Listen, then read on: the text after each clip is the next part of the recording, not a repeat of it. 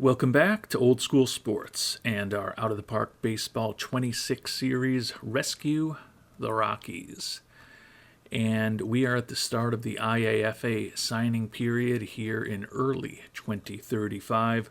Our Rockies have had a relatively quiet offseason thus far, waiting the likely departure of our perennial all-star, Mr. Gus Nieves. But we have replaced him, at least for the next year or two, with a veteran who is chasing both Hank Aaron and Barry Bonds on the all-time home run list, and that is the mid-40s wrecked Aaron Judge.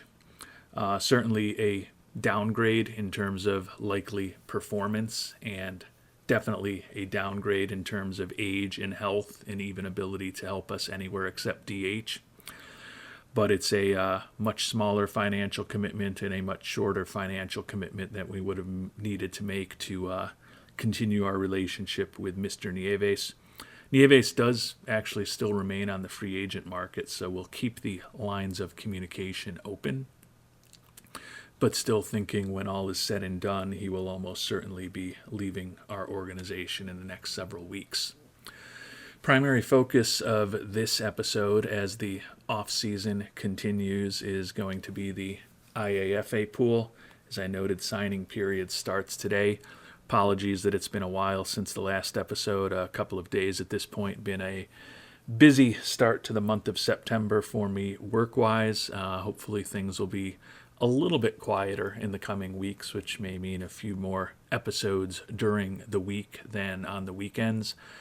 Tend to notice that the episodes that are put out during the week tend to do better than the weekend episodes, particularly this time of year when on the weekends I am competing with the mighty National Football League, as well as college football. So the delay between my last episode and this one of about 2.5+ days means that I've gotten to get a lot of good feedback from the worldwide scouting department on what to do in this IAFA pool. And there's 4 players who were cited by members of the WWSD as players to consider. The only pitcher noted was Carlos Cushion Sotelo. He's the choice of Scott Donovan. Definitely think that Sotelo could have a very interesting arsenal with potentially 4 outstanding pitches, so his stuff could be really good. I think the movement and control could both be solid as well. For a 16-year-old to already have 35 stuff and 35 movement, that's pretty solid. I think he can reach triple digits on the radar gun, really strong stamina. Don't love some of the financial implications for him going forward if he really develops into a great player.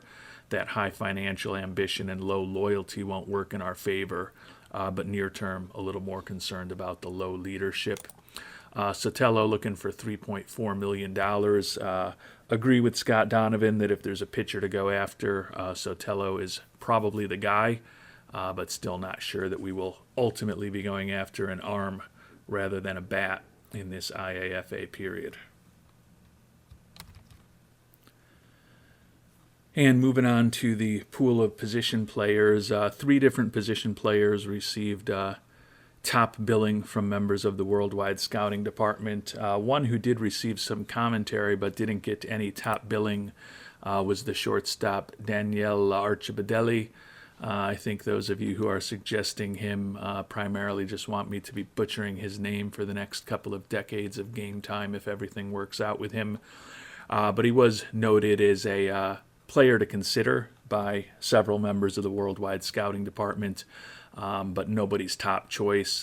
Don't love some of the personality aspects with him, but certainly a pretty interesting potential glove, good potential speed, and a bat that if he did reach his full potential could be very interesting. Similar to the pitcher, Mr. Sotelo, there was one first-place vote for the center fielder, Dave Rodriguez. That came from Ben Anderson. Like the high adaptability and work ethic, don't love the low leadership. The speed and the defensive ability are both kind of meh. The contact and the strikeouts, both kind of meh, but the gap power, home run power, and eye potential combination for him is Hall of Fame quality, honestly, if he reached his full potential in all of those categories. Now, certainly for a 17-year-old, not really counting on him reaching that full potential. But if he did, Dave Rodriguez could certainly be a interesting bat. Rodriguez looking for $3.6 million, one of the most expensive players in terms of his demand in this year's IAFA pool. So presumably if he was the guy that we were going to go after, probably offering him every penny, $4.75 million that we have right now would be the strategy that would give us the highest probability of bringing Rodriguez on board. But although there was some scuttlebutt among the likes of Sotelo and Rodriguez and Larchabadelli, there was definitely a clear number 2 and a very clear number 1 among the worldwide scouting department. The clear number 2 was the catcher, John Bibo Galvez, number 1 pick by Rocket Skarmory, YME943, Avery Shayam, and NS1 CLRK. And Galvez, honestly, was a very close number 2 among several members of the worldwide scouting department as well. Talked in the last episode, don't love his catching ability. Certainly the suggestion from those who were fans of Galvez is get him into the development lab, hope for the best as far as his defensive development. Maybe we turn him into a solid defensive catcher, and if not, he could definitely be a first baseman or potentially even a corner outfielder down the line. And he does have the potential, if he reaches his full potential, to be an outstanding DH, because this is a guy who we think could have a pretty good contact rating, not strike out much, and still end up with borderline exceptional home run power and eye. For a 17-year-old with 30s and 35s in contact, gap power, power, and eye, that's not a bad spot to see the youngster at. He does have extreme development risk, but certainly, as I noted, was the clear number 2 choice among the worldwide scouting department. Definitely a very interesting bat. Looking for $3 million. NS1 CLRK in particular did put together a very thoughtful plan to try to get someone like Galvez on board, along with a few lower-priced prospects to consider. I tend to think, given that there are so many teams that can outbid us, that if I go for one of the top guys, I probably do what we did a year ago and offer all of our money at the start just to get them on board. But for those of you who follow what's going on in the comment section, definitely worth looking at NS1 CLRK's comments and analysis to try to think about perhaps a different way of tackling the IAFA period in your playthroughs as well. The number 1 choice of the worldwide scouting department was Mr. Doo-Doo, Danny Pantoja. Made the top of the list of Dustin Durbin, Not My Four-Ply, Almost Scientific History Clips, Kevin McDowell, DLL First Base 14, Ravenspawn 3, Ty 84 Moss, Dodo Dude, not Doo-Doo Dude, Dodo Dude, and Peter Hooper. So Pantoja was definitely the man of the people. A lot to like about him. A bat that looks similar-ish to Galvez, not quite the same contact, but importantly, a little more potential gap power and a lot more speed to potentially turn that gap power into hits. Medium development risk with Doo-Doo. Going to strike out potentially a decent amount, but again, for a 17-year-old, reasonably well-developed. A guy who looks like he can be competent at a number of infield positions. Like the high adaptability and work ethic, don't love the low baseball IQ, and that was noted by multiple people who picked Galvez or others as a reason to push Pantoja down their lists a bit. But still a very interesting prospect. To me, it clearly does seem like Pantoja and Galvez are the top two guys to think about. And as I noted, when we look at their potential peak value, very similar players. I mean, they were honestly born only about a week apart, and they're at similar places in terms of their development at this point. The only substantive difference is that Galvez already is displaying some of that ability to avoid strikeouts. Contact and the avoid strikeouts, if they reach their full potential, favor Galvez. But the BABIP, the gap power, the home run power, and the eye all do favor Pantoja to varying extents, from pretty minimal in the case of his eye to pretty significant in terms of the gap power when you also kind of factor in the speed and the other things that go into that. Defensively, if Galvez did have a good trip or two to the development lab and became a slightly above average defensive catcher, there's a lot of value to an above average defensive catcher with a bat like his.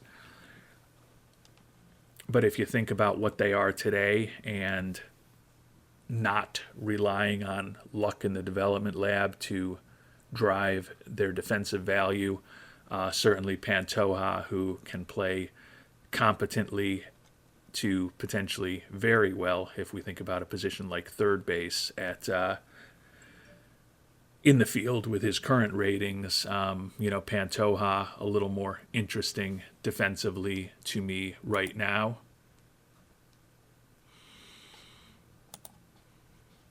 So it's a close battle between those two.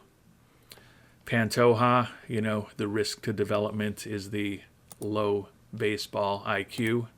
When we think about Galvez, no obvious risk to development, but also when we think about his personality, although his baseball intelligence is average, his work ethic and his adaptability both trail what we think Pantoja is bringing to the table. Pantoja also looking for less money at $2.6 million. I can see an argument with a guy like Pantoja to maybe not offer him the $4.75 million right at the start, come in with a strong offer that still leaves us the ability, if we lock him up quick, to bring somebody else on board, and also leaves us with the opportunity to bounce right up to that $4.75 million with a second strong offer to him if he comes back and says he's looking for more. I think the potential downside with that strategy, if we decide Pantoja's the guy and we just want to go get him, is that if we wait to put a second offer to him, we're probably in a bidding war with one of the 20 or so teams that can outbid us, and it may be a losing battle if we don't just lock him up right away.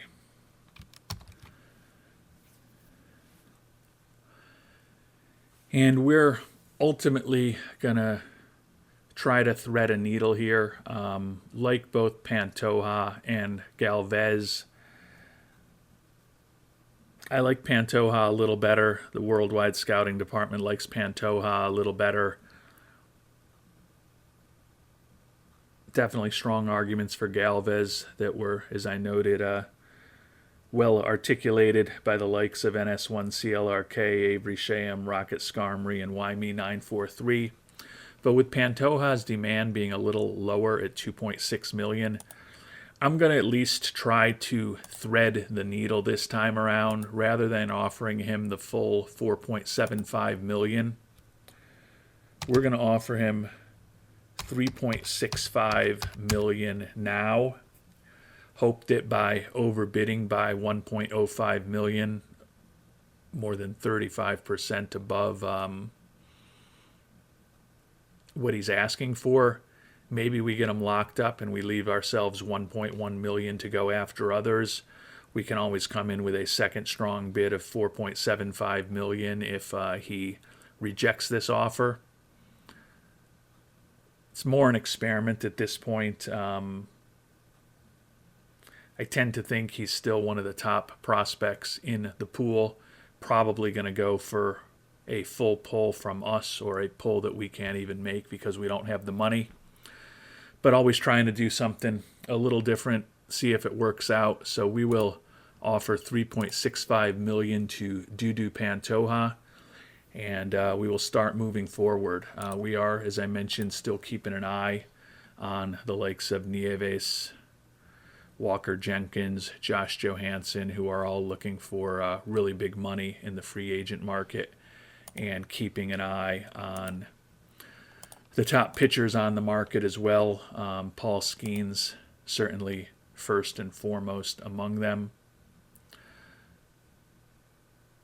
You can see we've made minor league contract offers to a few players, so we'll be hearing about them hopefully in the coming days. And we'll find out what happens in Pantoja as we continue to move forward towards the beginning of spring training. And before we get to the start of spring training, the preseason will be beginning in just about a week.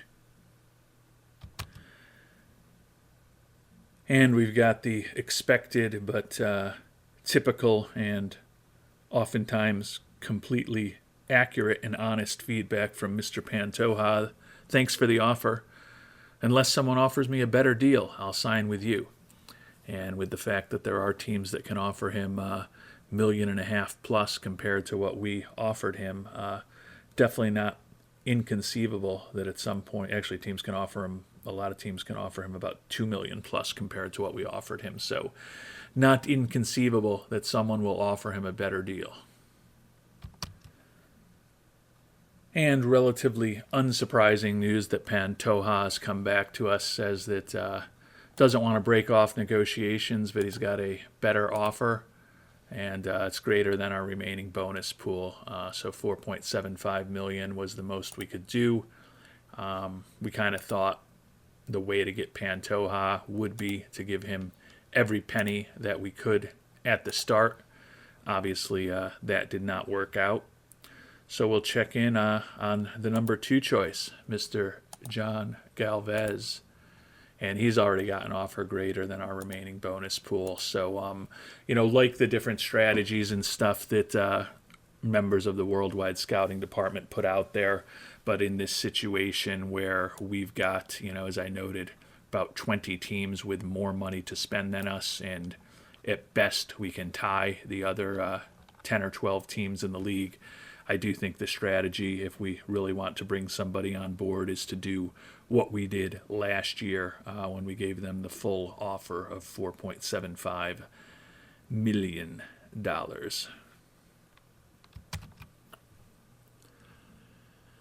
And we're ultimately fine if we need to go the volume and quantity route over the high-end potential quality route in the IAFA pool this year. That being said, we're still going to make one final strike at somebody, and that's the pitching prospect, Carlos Cushion Sotelo.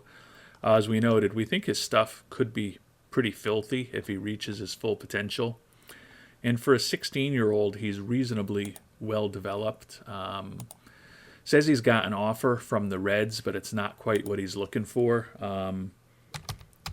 Not in love with him, so we're not going to offer him every penny we have. As I said, I don't mind if we turn this into a year where we sign a few people, but we'll put a $3.75 million offer out to Cushion Sotelo. If he takes it, great. If not, he'll come back to us, and maybe we'll be able to add another $1 million to it. Maybe he'll have already gotten a bid that he likes more from somebody else that we can't touch. Either way, not so in love with him that we're going to put every one of our eggs in the basket to try to bring Cushion Sotelo on board. And we've simmed ahead to the start of the preseason, still waiting to hear back from Sotelo. For those of you who are wondering, because from your perspective it was instantaneous basically that I pivoted from thinking about the likes of Pantoja and Galvez to Sotelo, but actually spent a lot of time offline investigating some things, did look as to whether there was any practical way to try to bring a little bit more IAFA money on board through a trade to potentially put ourselves in a position where we could continue competing for the likes of Pantoja or Galvez, and just was not practical, in my opinion, at that point. Budget still remains at $250 million for next year, and Pantoja did sign with the Las Vegas Athletics, $5.4 million. So the A's had a little bit of extra money on top of 5.23 available to spend, most likely, or maybe they had 5.75 and they had 5.7. So they didn't even spend it all on him, but they have spent it all at this point. So aggressive move by them on Pantoja, and as you can see here, Galvez went for 5.7 million. So there's certainly an argument that maybe if we offered the 4.75 right up front, we would have signed either of them. But it's also very conceivable, given that it's only been 8 days since the IAFA period started, that we were going to get outbid on those guys no matter what, unfortunately. And good news as we move forward, we did get Carlos Sotelo signed for the $3.75 million. So got the top pitcher on our list. Made Scott Donovan hopefully pleased with the way things worked out, even though large members of the worldwide scouting department are lamenting our inability to lock up Pantoja or Galvez at this point. And that does leave us with another $1 million or so to explore some lower cost options now. And we're not quite ready to go to the bottom of the IAFA market. You may remember Ivan Rodriguez from the previous episode, a guy who we looked at, who we had kind of kept in the mix of the guys we were scouting aggressively at our training camps, because his demand of $1.3 million was pretty reasonable for what we think he could be. We admittedly only have $1 million left. He said he was asking for 1.3, but he did at least decide to think about the offer of $1 million that we can make to him. So we'll find out if we perhaps lock up a second member of our IAFA class in the not-too-distant future. You can see Walker Jenkins and Gus Nieves still both on the list of top hitters available. And Paul Skeens still on the market among the pitchers. And we did get Ivan Rodriguez signed for that $1 million. Looks like he could be an interesting bat for an infielder. He's not as interesting a bat as Galvez, but perhaps a somewhat similar prospect in terms of probably needs to have some luck in the development lab with his defensive ratings down the line, or just some random improvements in those traits for him to be a really valuable player. But a left-handed hitting, potentially infielder, only 16 years old, does give us a two-person IAFA class this year with the infielder Rodriguez and the pitching prospect, Mr. Sotelo. And it is official, finally, that Gus Nieves will not be back with us next year.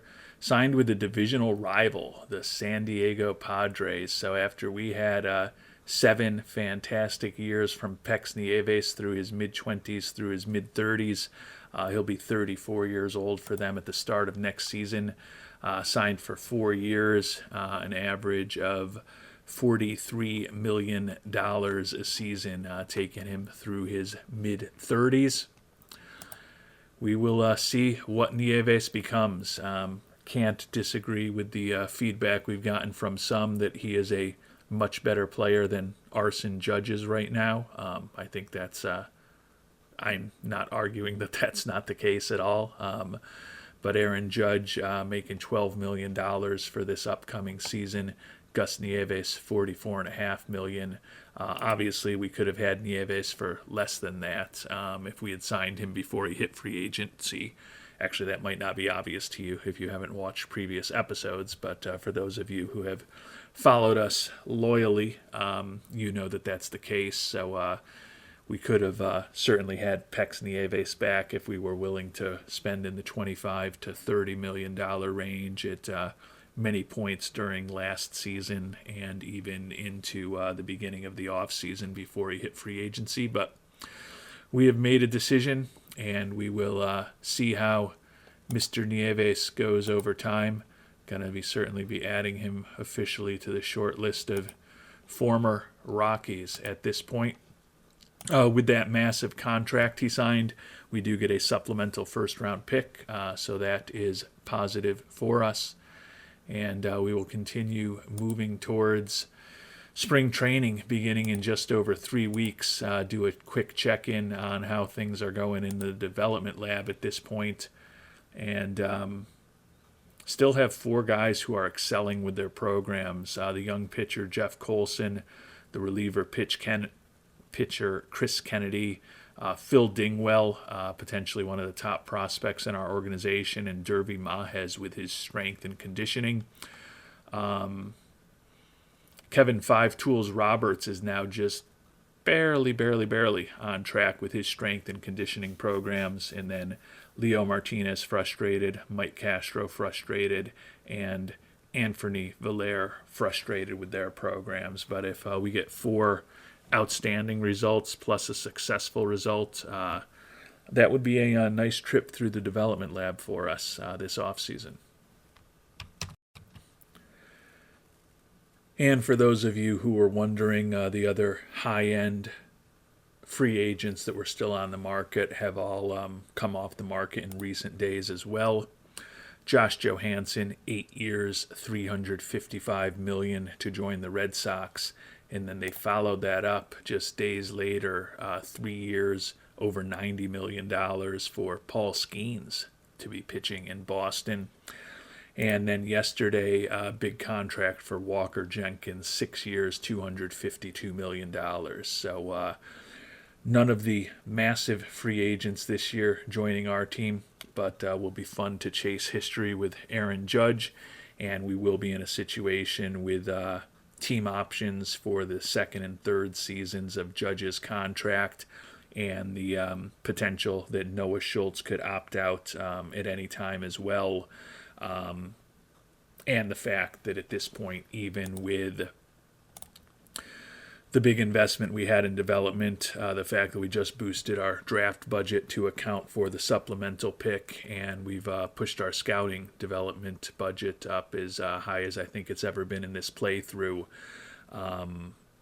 We've got ability to lower those budgets next year, and potentially a lot of money for extensions available anyways before potentially moving on from the likes of Schultz and or Judge after this season. So point is, we should have a lot of financial flexibility for the free agent pool next year as well, if we think there's someone there that's going to be impactful for us.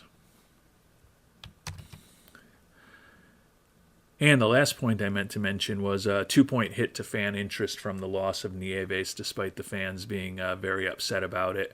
We were at 96. We got a 1-point boost when we signed the massively popular Arson Judge. Lost 2 points when we lost the massively popular Gus Nieves. Don't think net a small contraction of losing a point for the departure of Nieves versus the addition of Judge is unreasonable in any way. And we've made it to the start of spring training, so we will be ending this episode tomorrow as we try to... we'll be ending this episode tomorrow in game time, to be clear.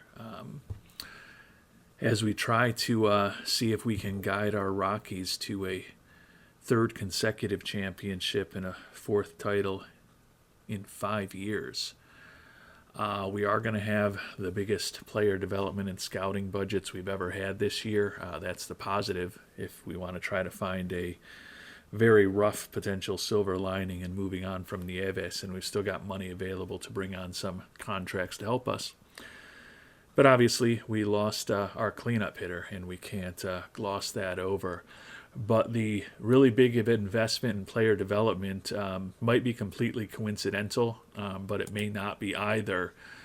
We are potentially going to have a legendary trip through the development lab, depending on what happens over this final day. Dingwell, Kennedy, and Colson still on board for exceptional results. The issue, as you can see here, is that it looks like Valère, Castro, Mahez, and Roberts also could have successful programs, but they are all just on the borderline of coming up unsuccessful as well.